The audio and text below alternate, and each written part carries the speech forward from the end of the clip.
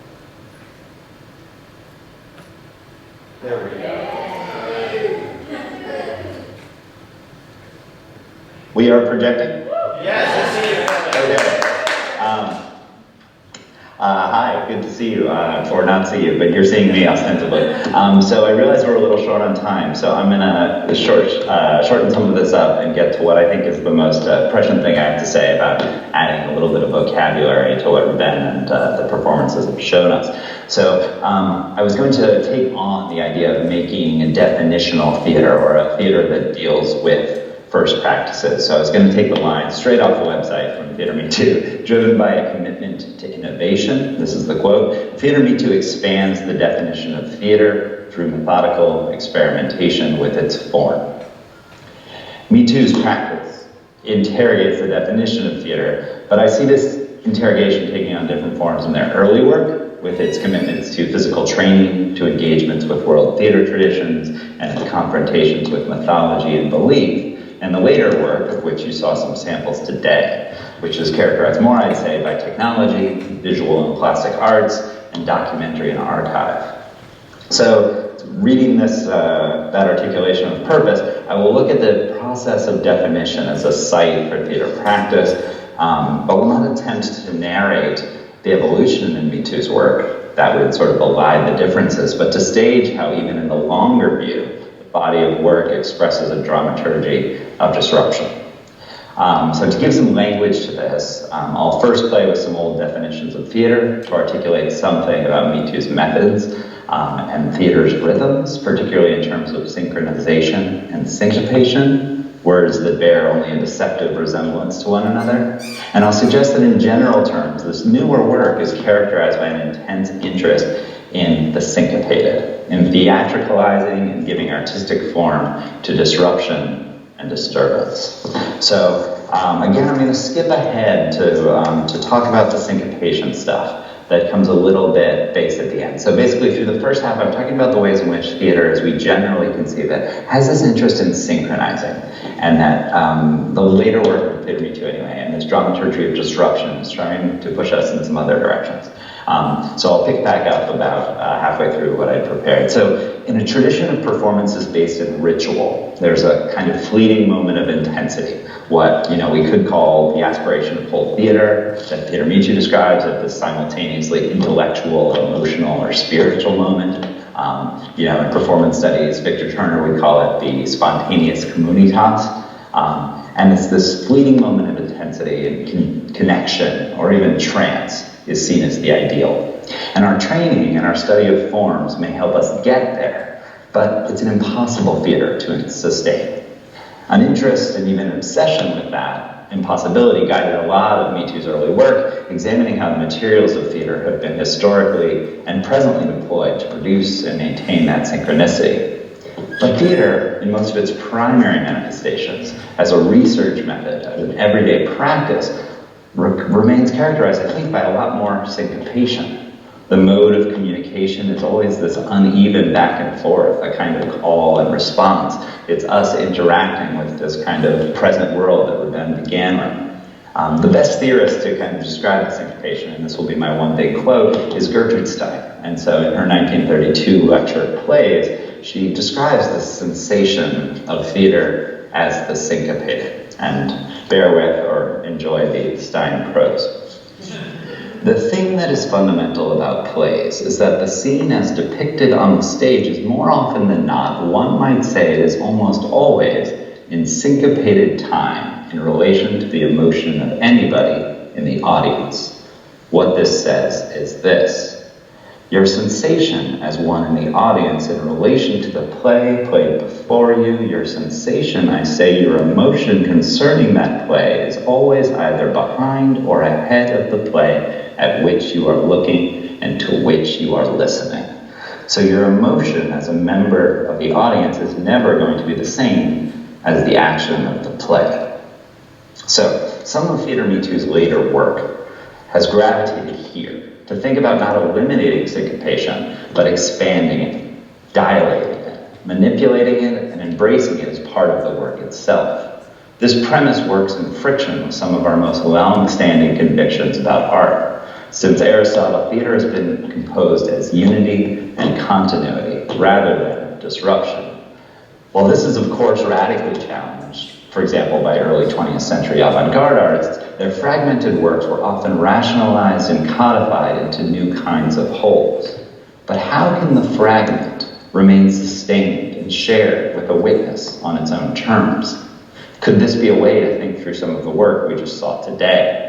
To me, Remnant and a lot of the other recent work accentuates and embraces disruption, using theater's constitutive syncopation as a force to expose and to make significant the striking, the detritus of theater research, and indeed human experience. My last little bit here. In 2017, researchers from University College London conducted an experiment in which they found that an audience's heartbeats became synchronized during a performance of Dreamgirls in London. The playwright Aya Akhtar wrote about this in the New York Times. This struck me as one of those lovely art and science moments where discovery articulates something that we had all sensed before. We have that sense of recognition, of unforgetting. But these heartbeats came to mind when I was scrounging around looking at etymologies for synchrony and syncopation. They share that opening prefix of togetherness, that S-Y-N, but syncopation goes in other directions. It's defined familiarly in terms of music, as displaced accents and beats, but also dropping or shortening things, as in elision. But the history of the term, and I realize there's been etymology all over the place today, links it to swooning and to being affected with this affliction called syncope. The latter half of syncopate comes from the Greek koptime, meaning to strike or to cut off. And this affliction, syncope, is defined in the OED as, quote, the failure of the heart's action. What an incredible way for thinking about theater. If we take Gertrude Stein at her word, what can we learn from this art of disruption, the failure of the heart? And I'm reminded, too, of that Thai derivation of Mitu. If theater, in Beckett's words, is the art of meaningful failure, in which we try again, fail better, how might we study and interrogate and transform failure? Perhaps in performing that process and witnessing the failing of a heart's action, we will come to discover other things, too, about the actions of the heart. And I'll stop there. I know we're behind on time. Thanks for listening.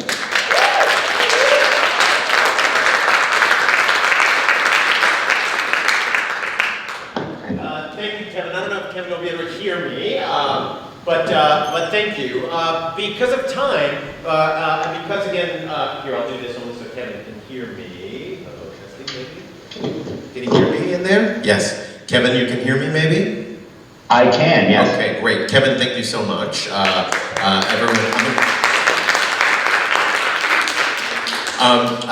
In the interest of time, because we started a little late and ran a little late, we're actually going to clip there we go, I'm off. We're going to clip the programming, and we're actually going to stop here instead of going on to a Q&A. What we would like to do is, the company, we're more than happy to stick around, and if anybody wants to hang out and chat or have any questions, we'd absolutely love to do that. I want to take a moment really quickly to introduce company members that were here, of course, Michael Liddick, Dennis Butkus, Isabel Skategi, Alex Hawthorne, Anna Westfall, Kayla Aspel, Scott Spar, and of course Justin Nestor. Did I skip anybody?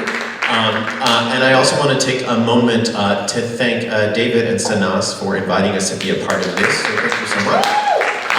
And of course to thank Frank Hensker, who's one of my favorite people in the world and a big part of dreaming this entire thing up, and of course CUNY and everybody, all the team that's helped us. So thank you so much. Kevin, wherever you are, thank you again. I'll pass it over to David with Mike, so continue. No, I was just going to say quickly, where can people find Theater Mitu? Do you guys do social media? Where can they say hello, visit the space? Yeah, definitely. So we have a lot of social media. So you can find us on Instagram, you can find us on Facebook, of course our website, theatremitu.org, or come hang out with us at Mitu 580 in Brooklyn and Gowanus. It's a really cool space. We'll have a whole range of programming and events, not only Theater Mitu productions, but also collaborations, residencies. We have a whole host of programming coming this season, so come hang out with us. It's a really cool space. Yeah, anything I'm forgetting? No. Great. Great, and we have a program going all through the rest of the day, including closing party late this evening. There's a work in process happening right now in the Segal Center, which you can gently and gracefully enter into. So thank you guys for coming, and we hope to see you more in the next 8 hours or so. However long this thing is going. Thank you so much. Another one at 7 o'clock. We don't make it to this one, and the closing night party is at the Museum of Sex. Come tonight, so please come to that. Thank you. Yeah, thank you.